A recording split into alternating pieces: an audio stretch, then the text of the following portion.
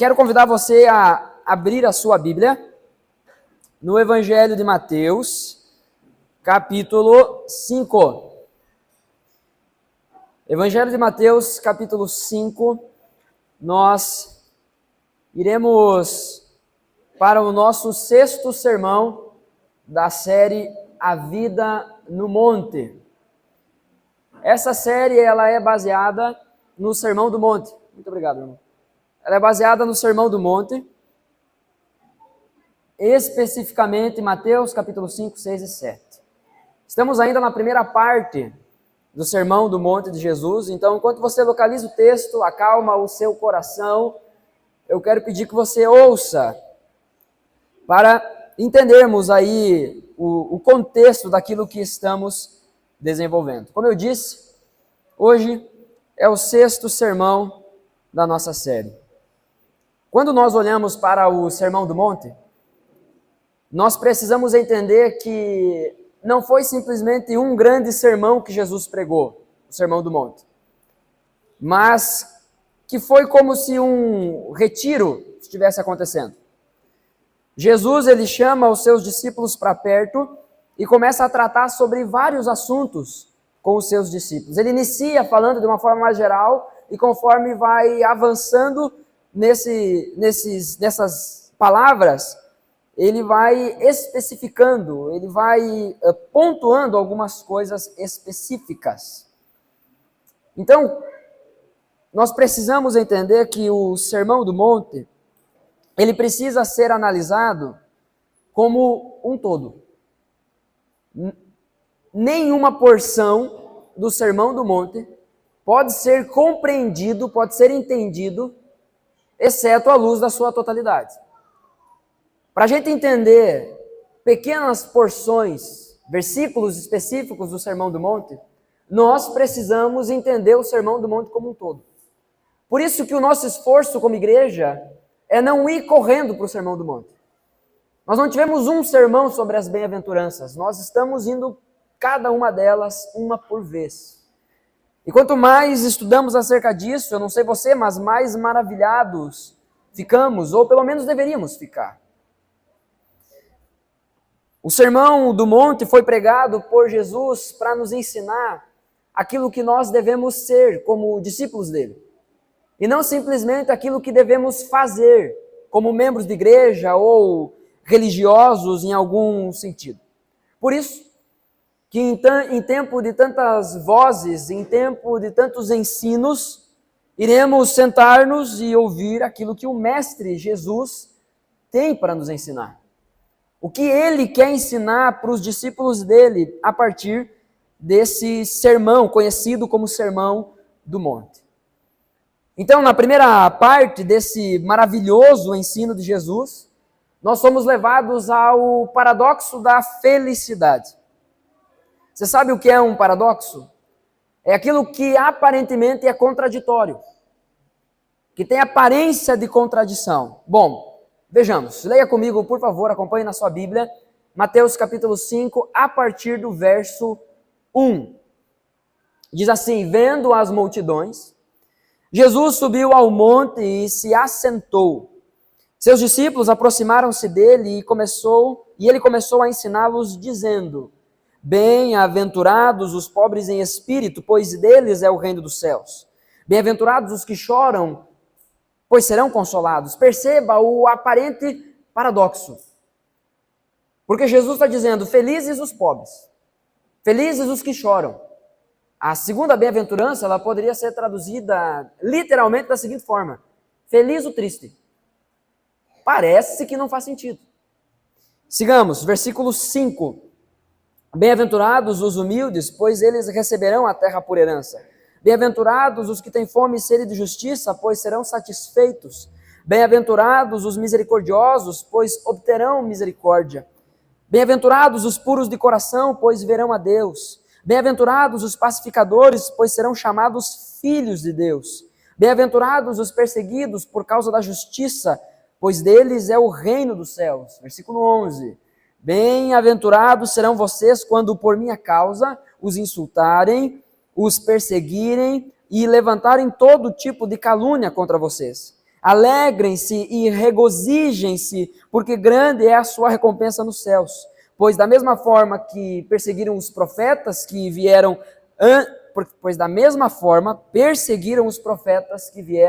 antes de vocês. Quando a gente olha para esse texto, entendemos que Jesus está falando uma verdade sobre a felicidade. Mas afinal, o que é uma pessoa feliz? Essa é a pergunta que eu tenho feito todos os domingos. O que é uma pessoa feliz? O que faz uma pessoa feliz?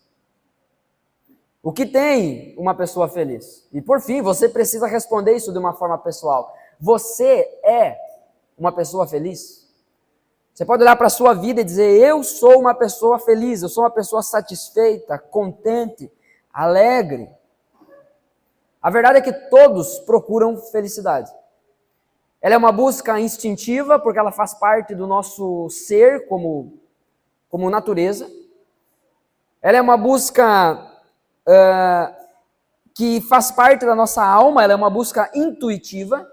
Nós paramos, pensamos, refletimos sobre aquilo que nos faz feliz e então nos dispomos a buscar isso. Mas a felicidade também ela é uma busca espiritual.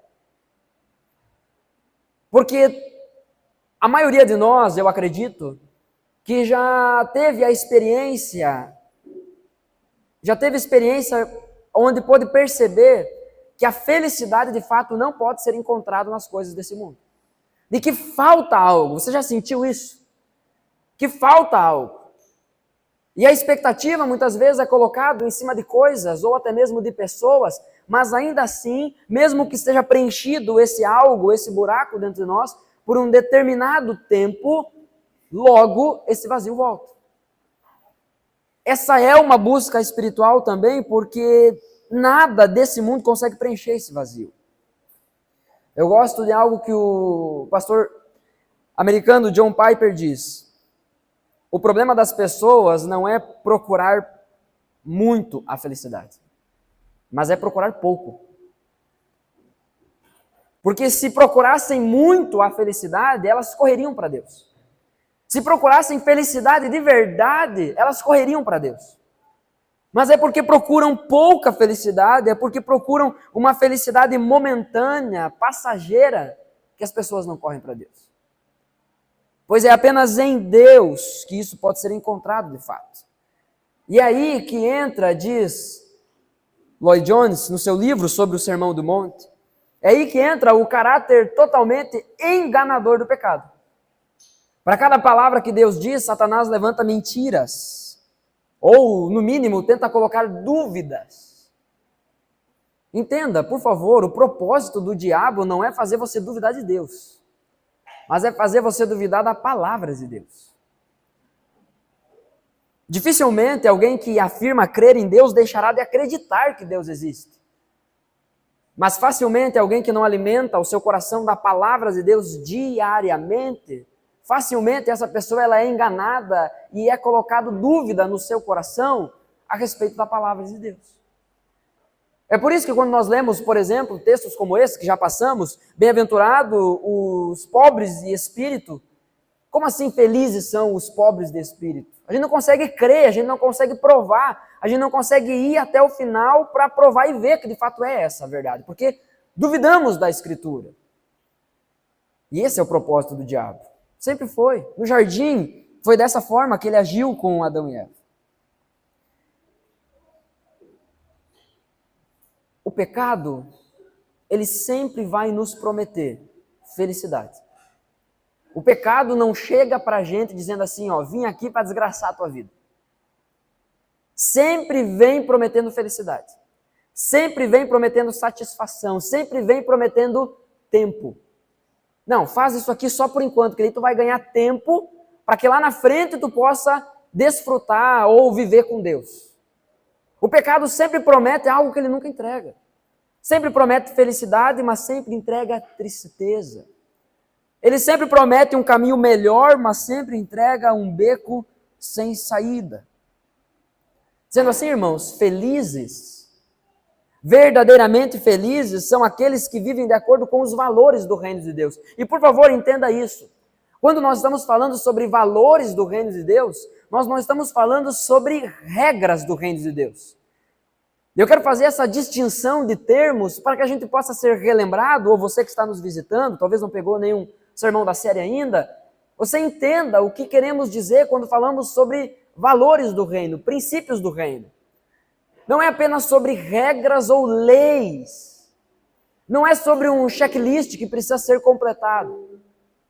Lembre-se, quando Jesus prega o Sermão do Monte, quando Jesus ensina no Sermão do Monte, ele não está falando sobre coisas que a gente deve fazer, mas sobre aquilo que nós devemos ser. Devemos nos tornar, ou melhor, aquilo que nós somos formados por ele. Então entenda isso. Felizes são aqueles que vivem de acordo com os valores do reino de Deus. Não é só cumprir atos religiosos. Perceba, nas bem-aventuranças que lemos, Jesus diz que o crente, que os seus discípulos, que o cristão, ele é feliz. Não que será feliz. A NVI, a versão que eu estou usando aqui, ela diz bem-aventurados são aqueles que, e aí segue. Mas algumas traduções, talvez, ou a tradução que você tem em mãos, ela vai dizer felizes são aqueles que. Não é simplesmente felizes serão no futuro, mas felizes são. Então o cristão, ele é feliz. O discípulo de Jesus é feliz. Sendo assim, a vida no monte, quando a gente fala sobre vida no monte, não é subir o monte às 3 horas da madrugada, se você quiser fazer isso, amém, vai em paz. Mas não é sobre subir um monte específico, geográfico, num horário específico. Quando falamos sobre a vida no monte, estamos apenas nos referindo sobre uma vida que é regida, que é norteada pelos valores do reino. E essa vida no monte, ela é marcada por contentamento e por satisfação no Senhor. O crente, ele olha para a sua vida, o cristão olha para a sua vida e diz assim, ó, pode estar tudo acabando, mas sim, eu sou feliz com Jesus. Eu sou feliz. E eu tenho certeza que esse é o desejo de todos nós. Todos nós temos esse anseio de olhar para o nosso coração e se perceber felizes. Ao menos que você não esteja bem da sua sanidade mental. Aí você vai olhar para si e pensa, ó, eu quero estar triste. Eu quero estar mal. Quanto mais mal eu tiver, melhor. Alguma coisa está errada. Mas todos nós ansiamos por isso. Bom, hoje, a bem-aventurança que nós iremos meditar está no versículo 7. Bem-aventurados os misericordiosos, pois obterão misericórdia. Vamos orar? Feche seus olhos, por favor. Pai, em nome de Jesus, eu quero agradecer ao Senhor por essa noite. Quero agradecer ao Senhor mais uma vez pelo dia que tivemos. Ó Deus, em nome de Jesus, que Teu Espírito Santo fale aos nossos corações nesse momento. Que Teu Espírito Santo ministre algo novo dentro de nós. Não permita que a gente vá para a Tua Sagrada Escritura com a postura de quem já sabe, mas que possamos abrir o nosso coração para sermos feridos por Ti e curados por Ti. Fala conosco. Essa é a minha oração, é a nossa oração, em nome do Senhor Jesus. Amém.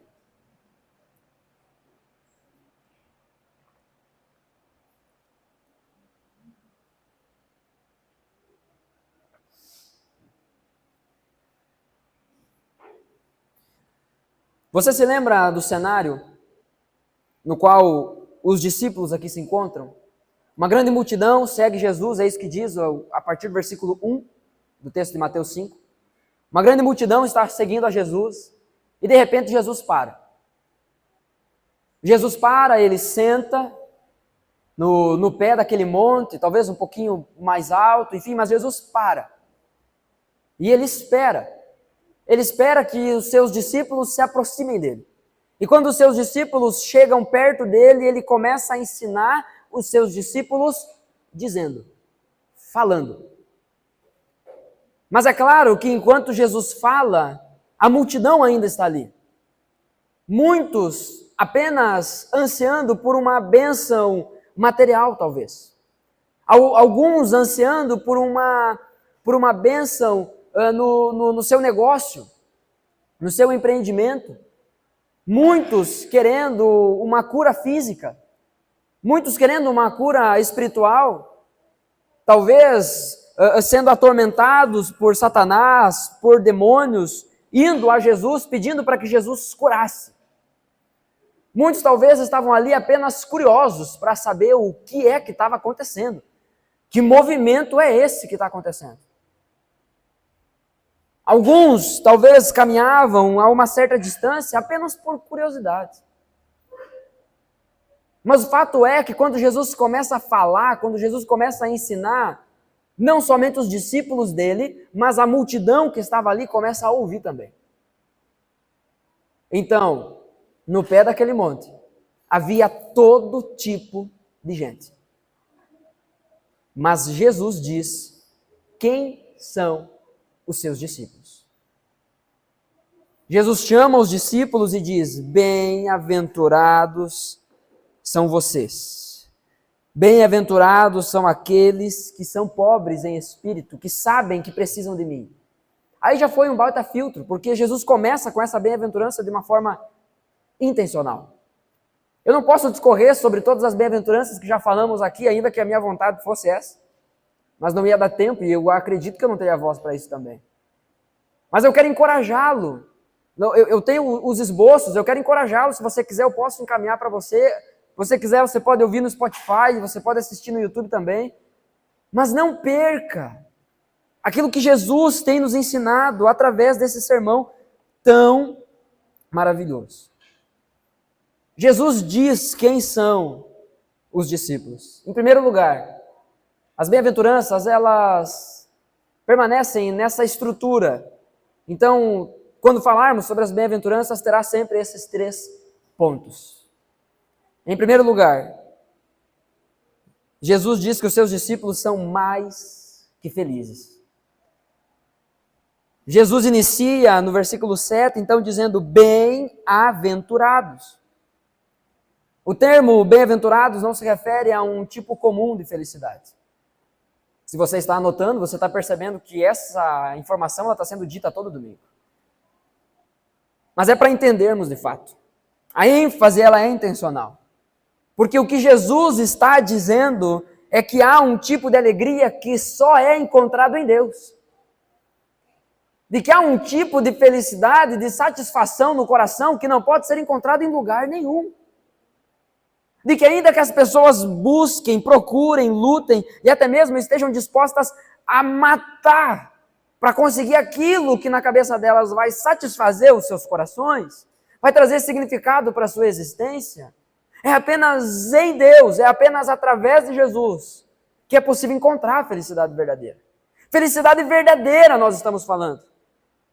Não felicidade circunstancial, que vem e passa, que é levada pela onda dos momentos agitados da nossa vida. É um tipo de felicidade que não é engolido pelo sofrimento, mas que se levanta em fé, em gratidão e em louvor a Deus, mesmo em meio ao sofrimento. Um dos nossos exemplos, e todos acredito que conhecem a história, é a história de Jó, quando perde tudo. Porque ninguém que tenha perdido 10 filhos num acidente climático vai olhar e pensar assim, não, eu não perdi tudo, perdi quase tudo.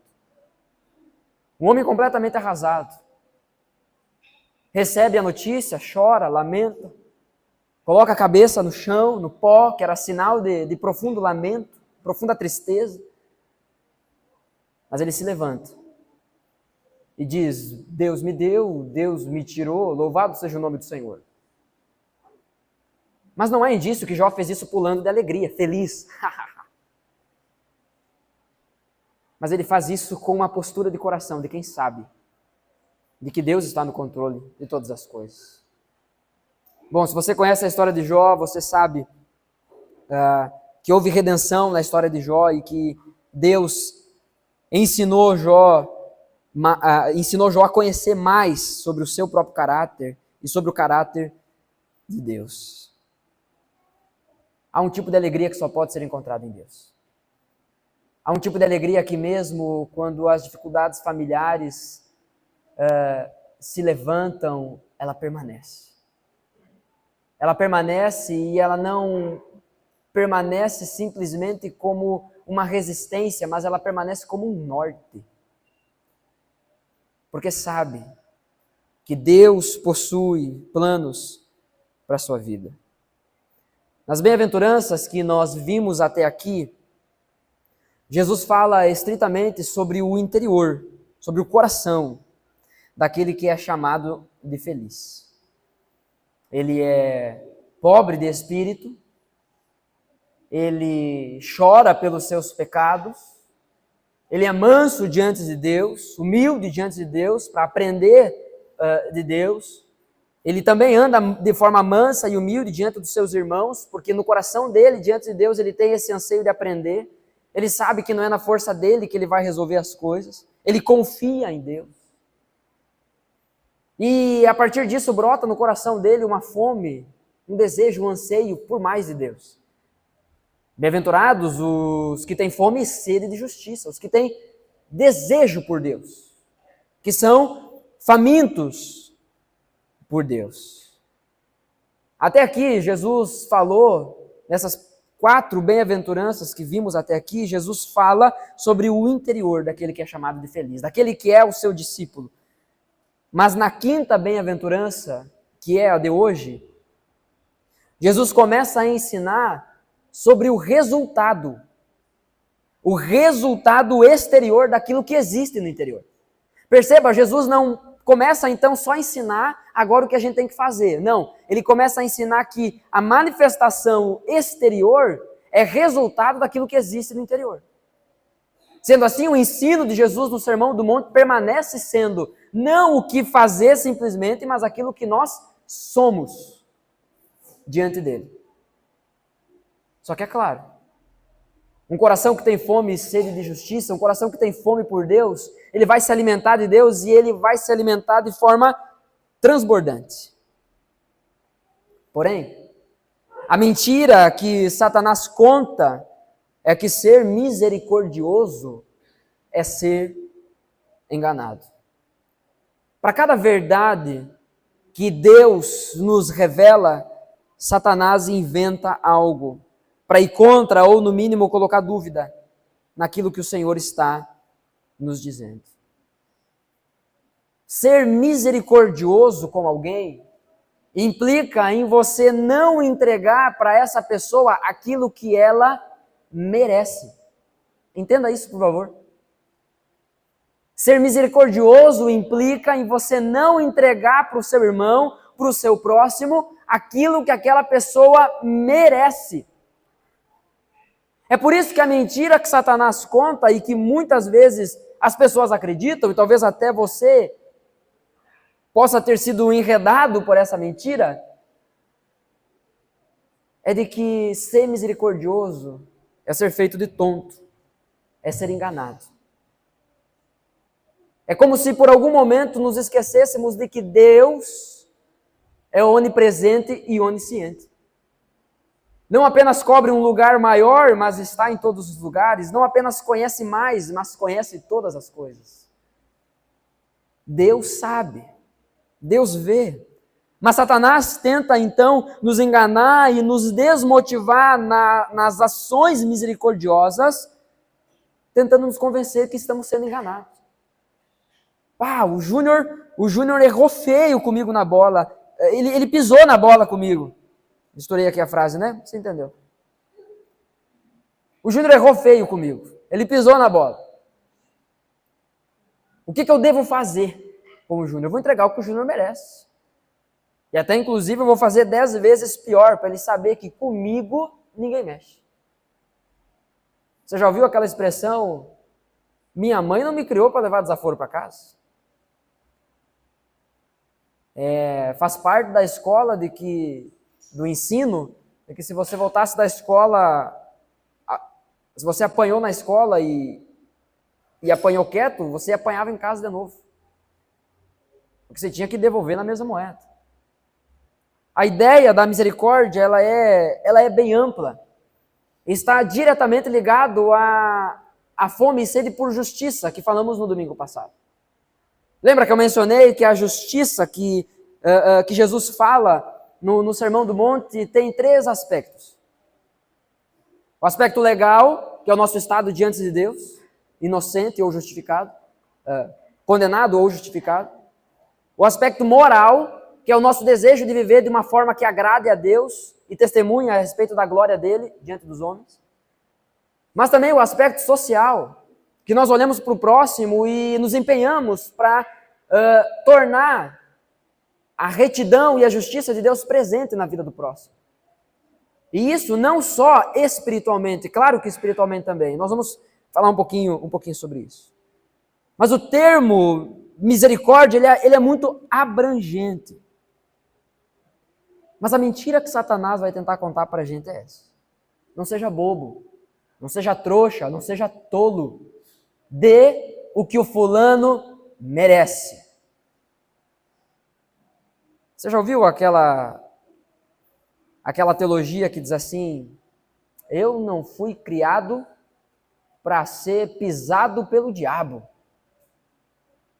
Eu não fui criado para ser pisado pelas pessoas. É claro que nós não fomos criados para isso. Mas normalmente isso vem da boca de pessoas que não possuem misericórdia. Vamos avançar e entender um pouquinho mais disso. O pecado, ele nos engana, ele é bem sucedido no engano dele quando nos convence de que não vale a pena ser misericordioso. Você já vivenciou algo assim? Onde você derramou misericórdia sobre a vida de alguém e você olhou e chegou à conclusão de que não valeu a pena? Você olhou e pensou assim: olha, eu acho que essa situação se encaixa naquilo que Jesus ensina. Não jogue pérolas aos porcos e não dê aquilo que é sagrado aos cães. Nós vamos lidar com esse texto um pouco mais para frente, outro dia. Mas talvez você já viveu um momento assim. Você já pensou assim: não vale a pena ser misericordioso. Quando chegamos a essa conclusão, então o pecado conseguiu nos enganar. Então o pecado foi bem sucedido em nosso coração. Porque entenda, por favor, sempre haverá pessoas desperdiçando a misericórdia recebida. Sempre terá pessoas assim, que receberão misericórdia, que receberão graça, que receberão favor, que receberão coisas boas, que receberão ajuda de todo tipo e simplesmente jogarão fora. Mas isso não significa que devamos parar de fazer o que é certo. Gálatas capítulo 6, versículo 9, apenas a parte A, o apóstolo Paulo faz uma exortação, ele faz um encorajamento, ele diz: e não nos cansemos de fazer o bem. E se a Escritura diz que nós não devemos nos cansar de fazer o bem, é porque a gente cansa de fazer o bem. É ou não é? Você já cansou em algum momento de fazer o bem? Onde você fez tanto por alguém, você fez tanto bem por uma pessoa, que chegou um momento que você disse: ó, chega, não vou mais. Mas a Escritura nos exorta a respeito disso. Se não houvesse essa disposição em nosso coração de cansar de fazer o bem, a Escritura não ia nos ensinar acerca disso, não iria encorajar a gente acerca disso. O que Jesus está ensinando aqui, irmãos, quando ele diz bem-aventurados, mais que felizes, é isso que significa esse termo? Bem mais do que felizes. Jesus está ensinando que feliz de verdade é aquele que não retém as bênçãos que recebe, mas derrama sobre os outros. Bem-aventurados os misericordiosos, bem-aventurados aqueles que derramam misericórdia sobre a vida dos outros. Não tem como você ser misericordioso consigo mesmo. O nome disso é autocomiseração, é vitimismo. Mas a misericórdia é algo que nós recebemos de Deus para derramar sobre a vida das outras pessoas e não reter. Deus não chamou ninguém para ser um obeso espiritual, onde você só come, você se alimenta, mas você não pratica, você não se exercita. Você vem com fome, você come, se farta e morre gordo. Você olha para a sua vida e pensa, tô bem, tô legal com Deus. Mas isso é a expressão de um coração que não entendeu a natureza da misericórdia. Porque não foi dada para ser retida. Feliz de verdade é aquele que não retém as bênçãos, mas derrama as bênçãos. E não derrama as bênçãos na intenção de receber algo em troca. Que não tenta achar uma fórmula de ser abençoado através da Bíblia. Não é sobre regras, mas é sobre andar de fato de acordo com aquilo que Deus nos ensina. E a bênção pertence a Ele. Cantamos aqui a música A Bondade de Deus, que é inspirada no Salmo 23, que fala lá no versículo 6, que certamente a bondade e a fidelidade de Deus me seguirão todos os dias da minha vida. Que bênção maior que eu quero? Que bênção maior que eu preciso? O que me faria mais feliz do que isso? Atos capítulo 20, versículo 35, diz o seguinte: em tudo o que fiz, mostrei-lhes que mediante o trabalho árduo devemos ajudar os fracos, lembrando as palavras do próprio Senhor Jesus, que disse: a maior felicidade em dar do que receber. Você consegue crer nisso? Que Jesus está dizendo, feliz é aquele, mais feliz é aquele que dá do que aquele que recebe? Por que então estamos procurando tantas vezes contentamento em receber?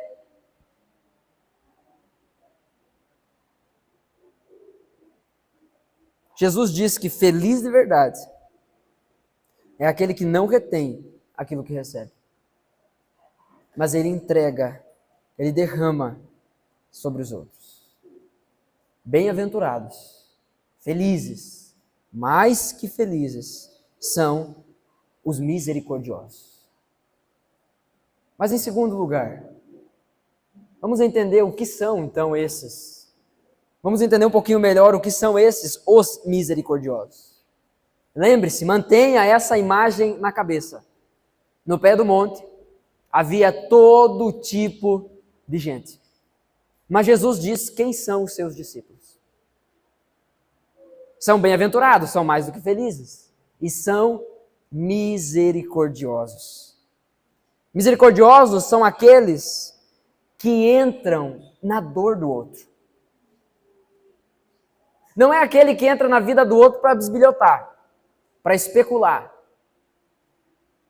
Assim, existe poucas coisas mais repugnante do que um crente fofoqueiro, do que um crente que adora especular, do que um crente que só quer saber o que está acontecendo, com a desculpa ainda de que vai orar por aquilo.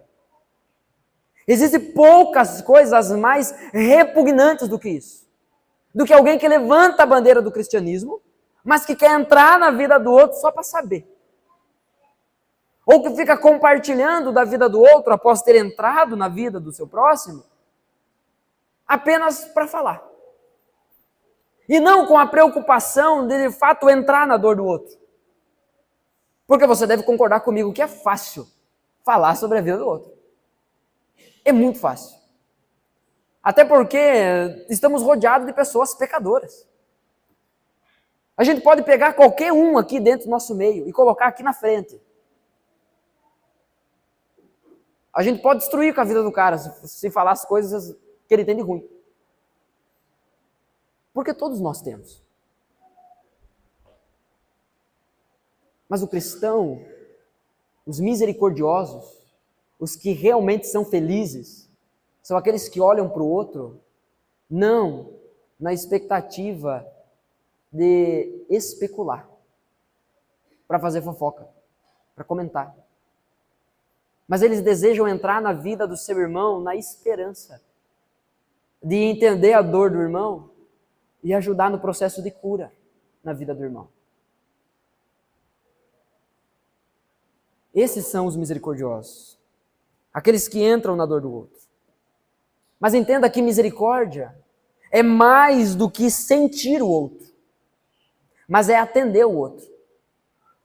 Misericórdia é mais do que eu olhar e dizer assim, meu irmão, eu entendo a tua dor. É mais do que olhar e dizer assim, beleza, eu entendi que tu está sofrendo.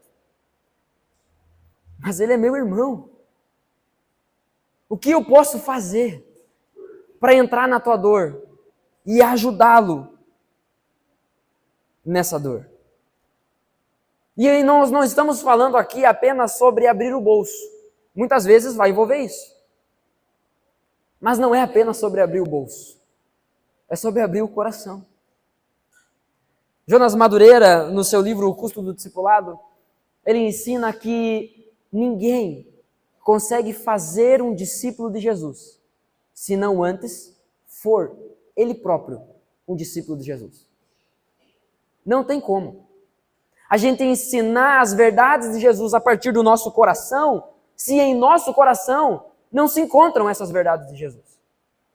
Não tem como abrirmos o nosso coração para o nosso irmão numa postura de misericórdia, se não há em nosso coração essa misericórdia. Não é apenas sobre ajudá-lo nas suas necessidades materiais, mas é sobre o coração. E isso é muito mais abrangente.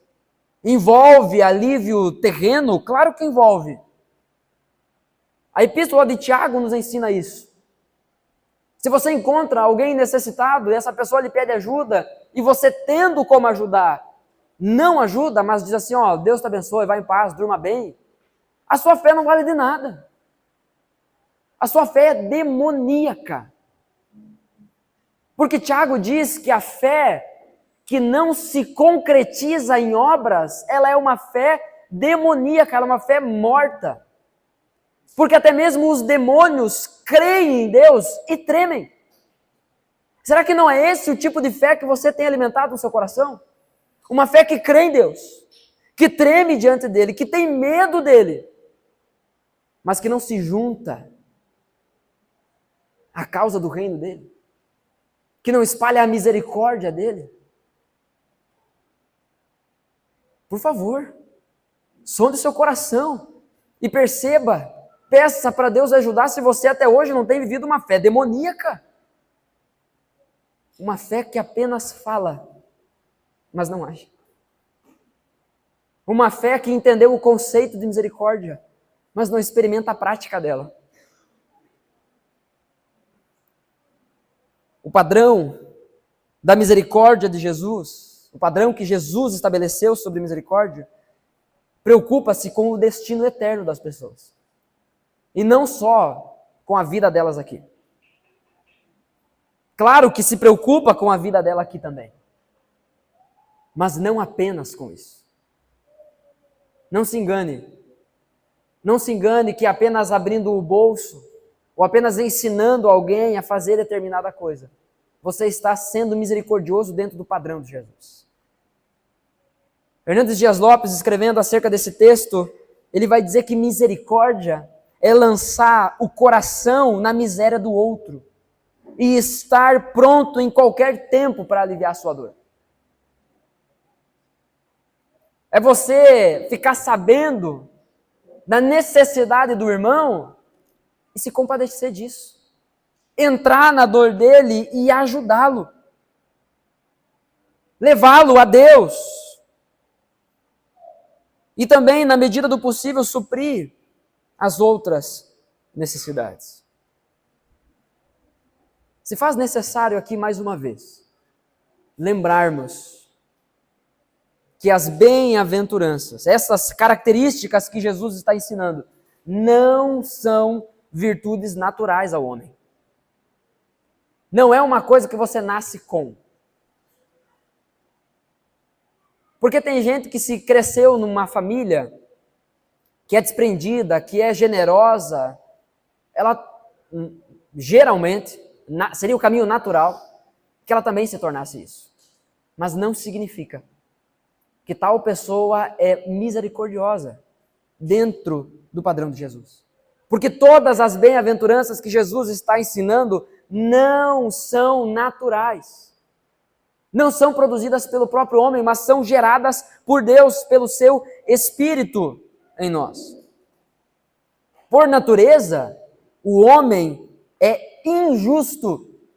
Por natureza, o homem é mau. Por natureza, o homem é egoísta. O homem é incapaz de ser misericordioso. Ele não consegue ser misericordioso no padrão que Deus estabeleceu. Ele não consegue colocar o coração dele na dor do outro, sem pensar em si, pensando menos em si. O coração do homem, ele macula, ele corrompe, ele suja até as melhores intenções. Porque o coração do homem é refém da sua natureza pecaminosa. É por isso, irmãos, que essa misericórdia, como uma bem-aventurança, ela é recebida da parte de Deus. Você percebeu que sempre quando nós vamos falar sobre o segundo ponto, tem uma mão que recebe? Porque a ideia é essa.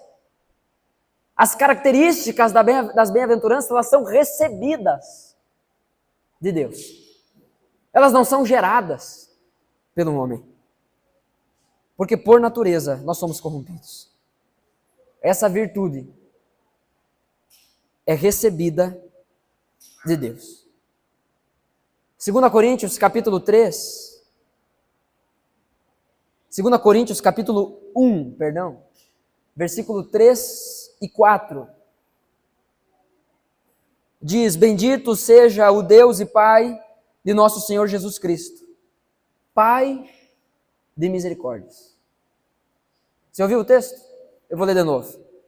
Bendito seja o Deus e Pai de nosso Senhor Jesus Cristo, Pai, dono, Senhor das misericórdias e Deus de toda consolação, que nos consola em todas as nossas tribulações, para que com a consolação que recebemos de Deus, possamos consolar os que estão passando por tribulações. Você entendeu que essa misericórdia, esse coração misericordioso é recebido por Deus? E ele é dado por Deus, não para que a gente se farte desse coração misericordioso e olhe no espelho e pense: uau, tirei 10 no quesito misericórdia. Mas não, é para que com essa misericórdia nós sejamos consolados por Deus em todas as nossas tribulações. Para que por meio dessas consolações, dessa misericórdia que recebemos, possamos consolar os outros nas suas tribulações também. Não é sobre a gente receber e ficar aqui dentro da gente. É uma virtude recebida de Deus, mas não é para ficar só em nós. Bem-aventurados são os misericordiosos, pois obterão misericórdia. Lembre-se, no pé do monte havia todo tipo de gente, mas Jesus disse quem são os discípulos. Jesus disse que os discípulos são mais do que felizes. Jesus disse que os discípulos são os misericordiosos. E Jesus disse que os discípulos são os confortados. Confortados com o quê? Confortados com a promessa de que obterão também misericórdia. Porém, é essencial entendermos que receber misericórdia não é um pagamento por ter sido misericordioso.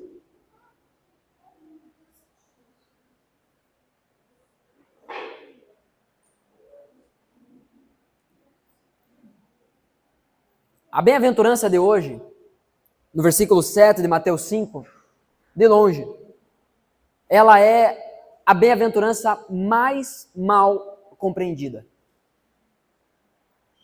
Porque a maioria das pessoas vai para o texto e trata as bem-aventuranças de forma isolada.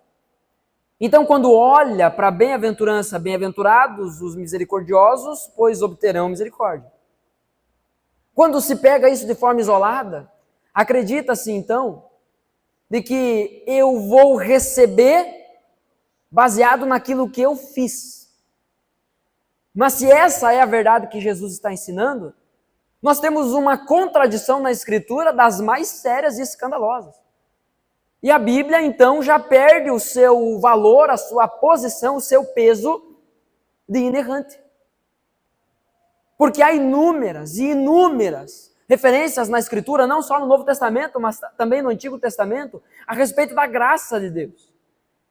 A respeito de que somos salvos e tudo aquilo que recebemos não é baseado nos nossos feitos, mas no amor que Deus quis derramar sobre nós. Isso fica claro no Antigo Testamento, por exemplo, quando Deus escolhe a nação de Israel e diz para a nação de Israel, diz, eu não escolhi vocês porque vocês eram o povo mais forte, vocês eram fracos. Eu não escolhi vocês porque vocês eram um povo numeroso, porque vocês não eram numerosos. Vocês eram poucos. Eu não escolhi vocês porque vocês possuíam grandes territórios, vocês eram nômades. Eu escolhi vocês para demonstrar através de vocês a minha glória. É graça. Ninguém merece, portanto, receber misericórdia de Deus não é um pagamento porque nós fomos misericordiosos. E eu espero que isso fique claro à medida que a gente avança. Mas falando sobre essa bem-aventurança, Lloyd Jones escreve o seguinte, ele diz, é solene, é sério e em certo sentido terrível dizer-se que não pode ser verdadeiramente perdoado se não possuir espírito perdoador. Juntamente com essa bem-aventurança, a oração que Jesus ensina no Pai Nosso, ela é igualmente mal compreendida. Porque Jesus ensina que Jesus ensina a pedir a Deus em oração, que Ele nos perdoe da mesma forma que nós perdoamos aqueles que nos ofendem. Sendo assim, muitos levantam um padrão de perdão da parte de Deus baseado no seu próprio mérito. Porque eu sou capaz de perdoar, então Deus agora tem a obrigação de me perdoar. Porque eu fiz o certo, porque eu cumpri uma regra, então agora Deus vai ter que fazer a parte dele. Mas esse erro só comete quem olha para esses textos de forma isolada. Porque quando nós olhamos para o ensino de Jesus de uma forma única, nós vamos perceber que não é isso que ele está ensinando. Há uma sequência lógica e espiritual no ensino das bem-aventuranças. Ouça com atenção, por favor. Somente aquele que já reconheceu a sua pobreza espiritual pode ser realmente misericordioso. Porque essa misericórdia, ela é dada por Deus. O Pai das misericórdias derrama a misericórdia sobre nós para que nós possamos então derramar a misericórdia na vida dos outros. A verdade, irmãos, é que o cristão, ele apenas manifesta aquilo que há dentro dele. Se ele não anda de forma misericordiosa, é porque não há misericórdia dentro dele.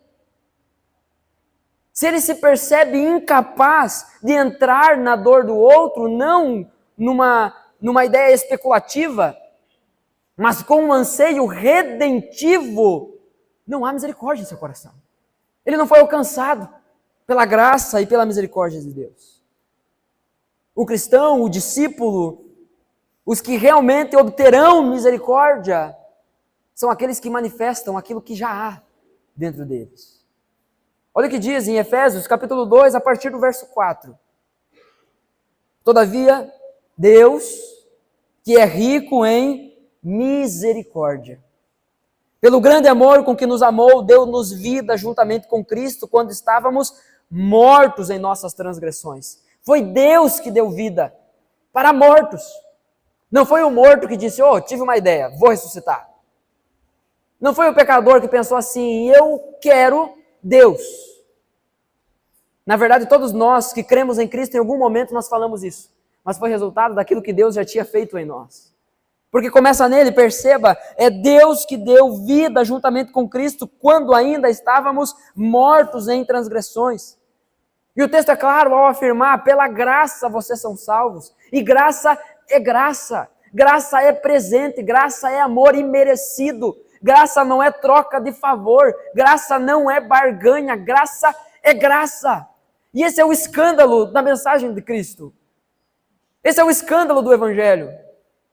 Um monte de gente pobre em espírito, fraco, pecador, um monte de gente imunda, que viveu a vida inteira ofendendo a Deus, recebe de graça o amor do Todo-Poderoso. Recebe de graça o céu como herança. Recebe de graça satisfação, alegria, felicidade em seu coração, que vem de Deus. É alcançado pela misericórdia de Deus de graça, porque não merece. Você já conheceu uma história assim? Eu espero que seja a sua história. Um pobre imundo que foi encontrado pela graça de Deus. Você se lembra da parábola que Jesus ensina e usa como ilustração 2 filhos? Fala que um pai tinha 2 filhos. E o filho que vai embora joga fora toda a herança que tinha. Toda a herança que recebeu.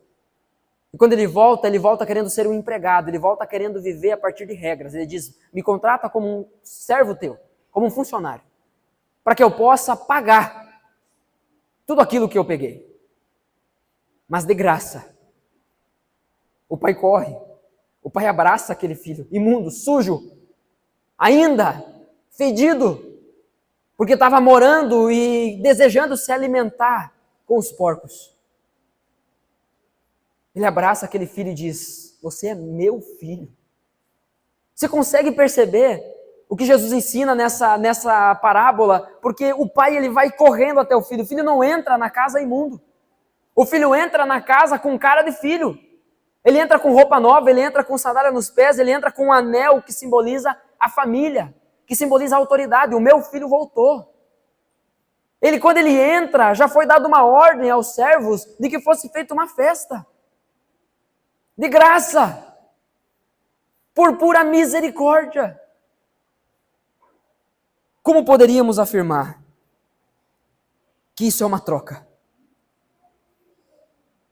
Versículo 6 de Efésios capítulo 2 diz, Deus nos ressuscitou com Cristo e com Ele nos fez assentar nos lugares celestiais em Cristo Jesus, para mostrar nas eras que hão de vir a incomparável riqueza da sua graça. Na eternidade, Deus não vai olhar para nós, para aqueles que serão salvos, e dizer assim, olha lá, Cristiane, uau, que crentaça essa mulher. Olhem, parem todos vocês, todos os anjos, o céu, para tudo, porque a Cristiane chegou no céu, ela é muito boa. O que Jesus, o que Deus, o nosso Pai vai olhar e vai dizer, olha lá, mais uma pecadora, que a riqueza da minha graça, que é insuperável, salvou. E ficará escancarado para todos, que sempre foi graça. Não houve merecimento nenhum. Nunca foi por mérito nenhum. O desejo de Deus é que a riqueza insuperável da sua graça seja demonstrada na eternidade, mas aqui hoje também, por meio de Cristo Jesus. Versículo 8 de Efésios 2 segue dizendo, pois vocês são salvos pela graça, por meio da fé, e isso não vem de vocês. Não é porque eu fiz alguma coisa. Mas é um dom de Deus.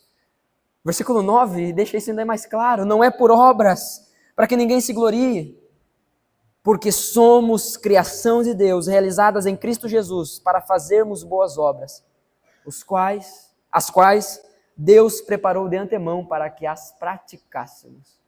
Sendo assim, irmãos, até mesmo os nossos atos de misericórdia, até mesmo as nossas boas obras não vieram de nós. Porque aquilo que a gente faz de misericordioso foi preparado pelo próprio Deus, de antemão. Ele olhou para nós e decidiu nos salvar. E antes mesmo de qualquer um de nós existir, Ele já tinha preparado as boas obras para que andássemos nelas. A forma como o nosso coração reage diante de alguém que está necessitado é um bom teste para evidenciar se há misericórdia em nós. Se nós fomos alcançados por essa graça e por essa misericórdia. Deixa eu perguntar a você. Você sente a dor do pecador? Você sente a dor daquele que é pecador diante de Deus e ofendeu a você? Você consegue olhar com olhos de misericórdia para um pecador que pecou contra você? É um bom teste para evidenciar se recebemos misericórdia da parte de Deus ou não.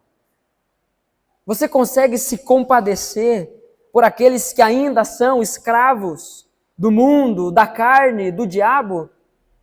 Como ensina Efésios capítulo 2, do 1 ao 3? Você consegue olhar para essas pessoas e entrar na dor delas? Ou para você, em algum momento da sua vida, parece normal você se relacionar com seu colega de trabalho, de empresa, o seu sócio, o seu funcionário, seja lá o que for, o seu vizinho, e ficar tranquilo sabendo que ele está indo para o inferno? Você consegue sentar diariamente com alguém e olhar para ele como quem não enxerga que ele está num caminho para o inferno? A forma como você reage diante da necessidade das pessoas que estão diante de você é um bom teste para evidenciar se você já foi alcançado pela misericórdia. A promessa fiel de Jesus, irmãos, é que o misericordioso, ele receberá mais daquilo que ele já repartiu. Ele recebeu misericórdia e ele repartiu misericórdia. E na plenitude dos tempos, ele receberá ainda mais misericórdia, de uma forma plena, de uma forma perfeita. Chegará o dia em que finalmente estaremos diante do nosso Senhor e ouviremos da boca do nosso Senhor: salvos. Ouviremos da boca do nosso Senhor: a riqueza da minha graça é insuperável. Esse precisa ser o anseio do nosso coração. Não tem como manifestarmos misericórdia da parte de Deus se antes não estivermos cheios de Deus. Diante disso, portanto,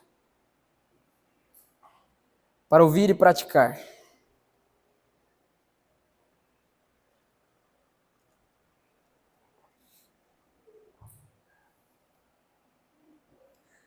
não podemos agir pelo sangue nos olhos, mas pelo sangue da cruz.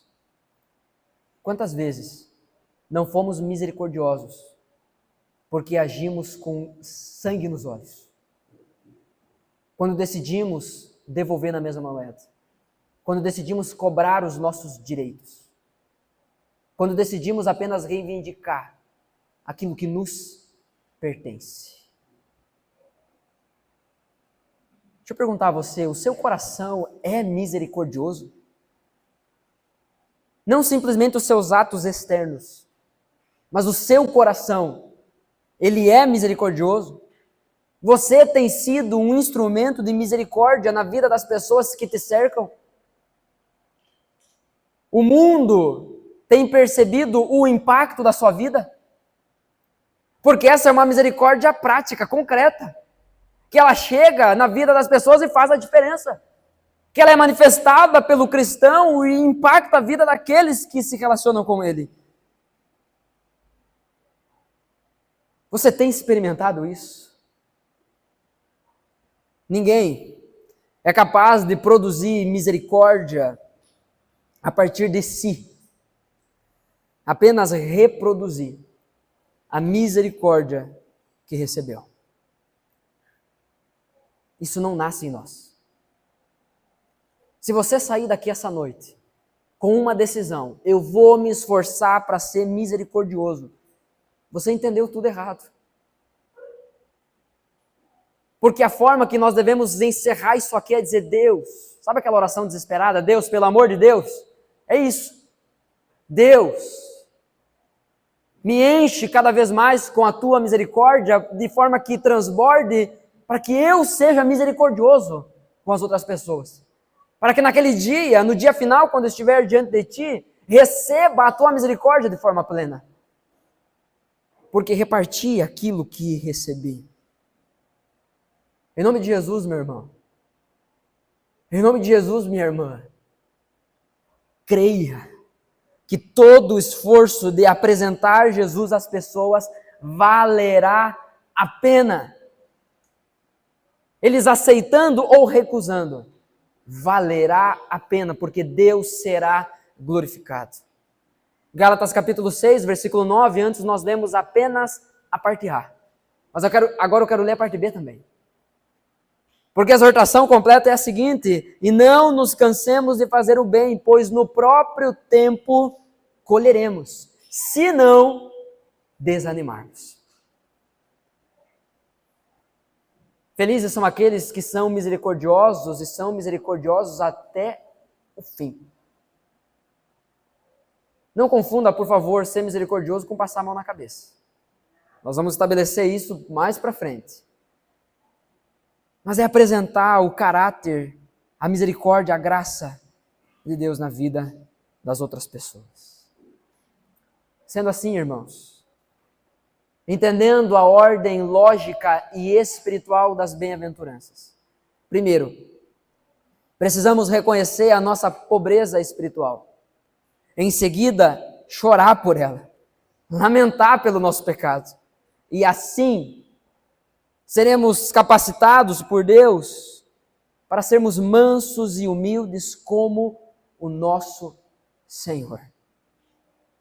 Após esse abandono do eu, nasce o desejo de ser preenchido por Deus.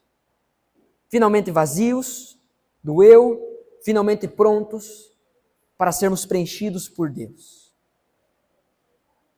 Cheios da misericórdia de Deus, devemos então derramar sobre todos que nos cercam. Você consegue entender? Que não tem como sermos misericordiosos se não recebermos essa misericórdia da parte de Deus. E não tem como recebermos essa misericórdia da parte de Deus se primeiro não entendermos que somos pobres, necessitados dele. E parece que é um problema sem fim, porque não é possível um ser humano chegar à própria conclusão a partir de si próprio de que ele é pobre em espírito, de que ele é um pecador, de que ele não merece nada, de que ele merece a condenação do inferno e de que a única salvação que resta para ele é Jesus Cristo. Não há a possibilidade disso acontecer por meios naturais. É por isso que parece que estamos perdidos. Mas Deus envia o seu Filho para nos salvar. E o Filho e o Pai enviam o seu Espírito Santo para nos convencer da obra de Cristo na cruz. Para abrir os nossos olhos e nos fazer entender que sim, nós precisamos dele. Precisamos dessa misericórdia, alcançando os nossos corações, porque só assim seremos instrumentos misericordiosos de Deus para alcançar a vida das outras pessoas. Você deseja isso? Amém? Amém. Meus amados irmãos, em nome de Jesus, que o reino avance e avance em misericórdia, recebida, transbordada, compartilhada. Felizes são os misericordiosos, pois obterão cada vez mais misericórdia da parte de Deus. Quero convidar você a se colocar em pé, para juntos orarmos. Nós iremos cantar mais uma canção e peço que os irmãos que vão conduzir a última canção já se posicionem aqui na frente. Eu quero pedir que você baixe a sua cabeça, se você quiser, você feche os seus olhos. Mas eu queria pedir que você se colocasse de uma maneira que você conseguisse se concentrar de alguma forma. Que você conseguisse examinar o seu próprio coração e você tivesse nesse momento a ousadia, a coragem de pedir que Deus examine o seu coração também. Porque, de novo, o nosso problema aqui não é atos externos. O nosso problema não é não fazer aquilo que os outros estão enxergando ou fazer o que os outros estão enxergando. O nosso problema, irmãos, não são coisas naturais. O nosso verdadeiro problema, o nosso real problema, irmãos, é o nosso coração. Por favor, peça a Deus nesse momento, fale com Deus. Você não precisa de mim orando por você. Jesus morreu na cruz para abrir um novo e vivo caminho. Sabe o que isso significa? Significa que no seu lugar você pode dizer: Deus, o Senhor me ouve? Experimente fazer essa pergunta. Experimente dizer a Deus: Deus, o Senhor está me vendo aqui. Experimente fazer essa oração: Deus, me responda. Experimente se colocar diante de Deus com um coração disposto, com vontade de ouvi-lo. E você experimentará o maior milagre da sua vida. Que vai ser Deus, o Todo-Poderoso, falando com você. Vai ser Deus dizendo por meio do seu Espírito Santo, Deus dizendo ao seu coração que sim. Que Ele ouve você, sim, que Ele vê você. Sim, que Ele sabe da tua dor, sim, de que Ele sabe das condições que você vive hoje, que talvez tenha te impedido de ser alguém misericordioso. E você vai perceber o próprio Deus lhe chamando, o próprio Deus dizendo: venha a mim, o próprio Deus dizendo: aprenda de mim, o próprio Deus dizendo: eu quero derramar misericórdia sobre a tua vida, eu não darei a você o que você merece. Você merece o inferno, mas eu estou dando a você salvação, portanto creia nisso, em nome de Jesus. É Deus dizendo: eu quero dar uma nova história para você, portanto creia nisso. É Deus dizendo: eu quero gerar algo novo dentro de você, para que a partir de você, novidade de vida também chegue nas outras pessoas. Converse com Deus pelo amor de Deus. Rompa com a sua apatia. Rompa com a sua preguiça espiritual, onde você está ouvindo um cara falando sobre isso, onde você está ouvindo um texto desse, e você consegue ficar intacto como uma rocha em seu lugar. Em nome de Jesus, que Deus fira você, em nome de Jesus, que Deus quebre você, e o quebre em pedaços, de forma que a sua vida agora seja repartida entre muitos. De forma que agora a misericórdia que te alcançou seja derramada sobre a vida de muitas pessoas, e fique tranquilo, isso não vai ter fim. Fique tranquilo, porque quanto mais você derrama misericórdia sobre os outros, mais misericórdia você recebe. Quanto mais recurso você derrama sobre os outros, mais você prova da provisão, do sustento, da alegria, da bênção do teu Senhor. Quanto mais saúde você derrama em prol da causa de Cristo, saiba em nome de Jesus, que Deus olha para você com misericórdia, que Deus olha para você com cuidado, com bondade. Não desperdice a sua vida. Não desperdice a sua vida vivendo só para si. Não desperdice a sua vida tentando resolvê-la. Mas salve a sua vida correndo para Cristo. Porque é ali que está a redenção.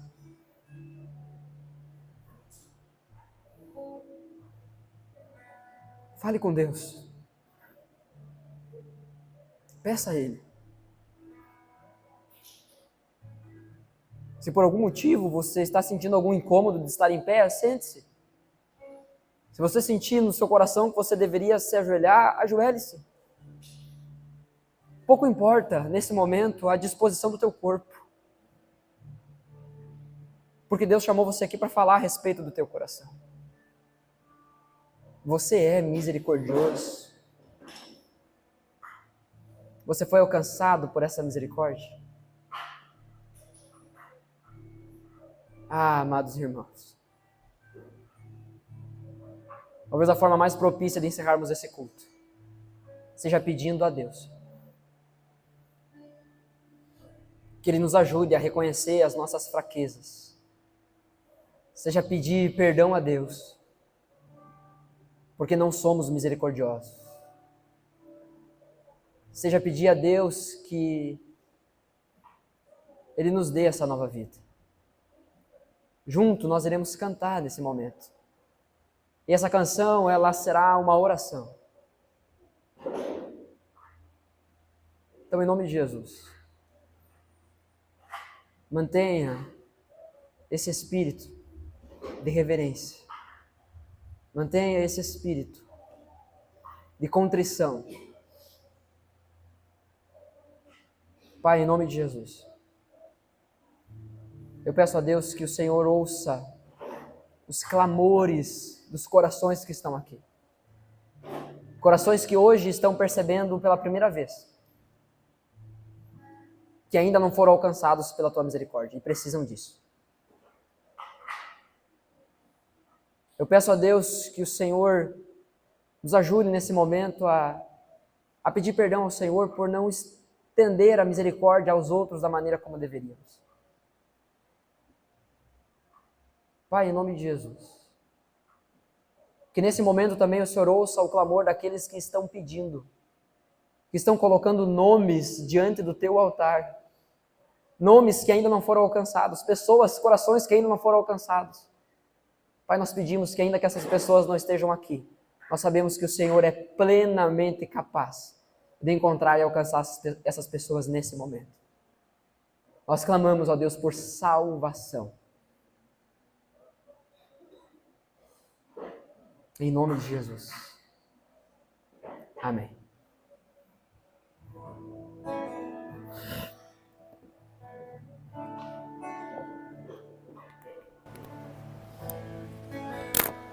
O coração quebrantado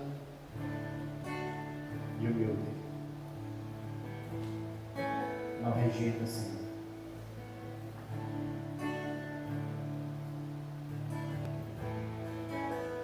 Pois hoje eu preciso do Teu amor.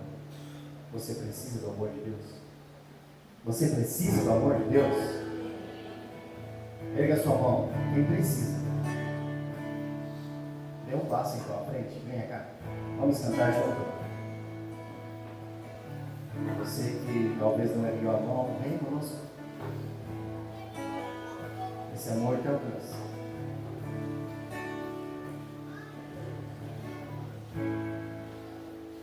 Confesso a Ti, Senhor, que fraco eu sou, tão fraco eu sou, mas forte Tu és.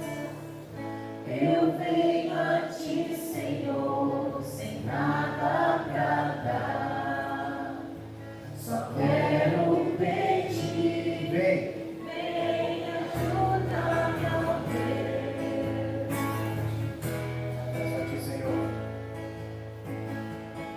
Confesso a Ti, Senhor, que fraco eu sou, tão fraco eu sou, mas forte Tu és. Eu venho a Ti, Senhor, sem nada pra dar, só quero pedir, vem ajudar-me, ó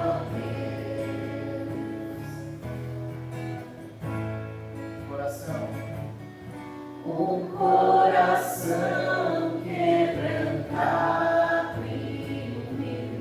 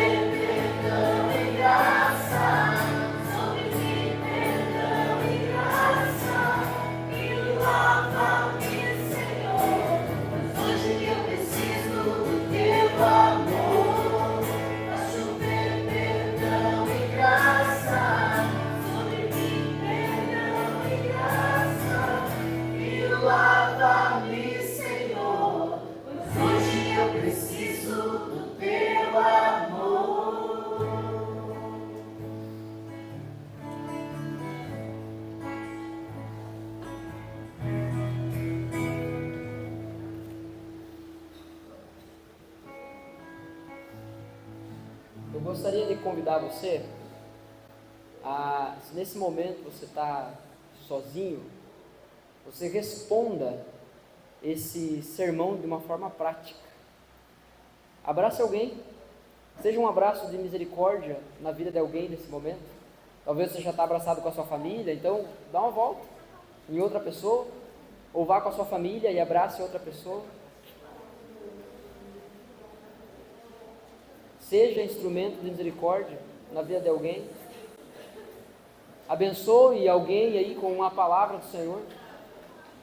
Diga a essa pessoa de que o desejo de Deus é derramar misericórdia sobre a vida dela. Diga a ela, em nome de Jesus, ore por ela e diga assim: eu quero que através da tua vida muitas pessoas conheçam da misericórdia de Deus. Vamos, crente, seja uma bênção na vida do teu irmão. Seja uma bênção na vida do teu irmão. Nós não podemos encerrar esse culto assim. Não podemos encerrar esse culto saindo depois de ouvir sobre isso isolados. Não é aceitável que alguém saia daqui sem receber um movimento de misericórdia da parte de Deus sobre a sua vida. Em nome de Jesus.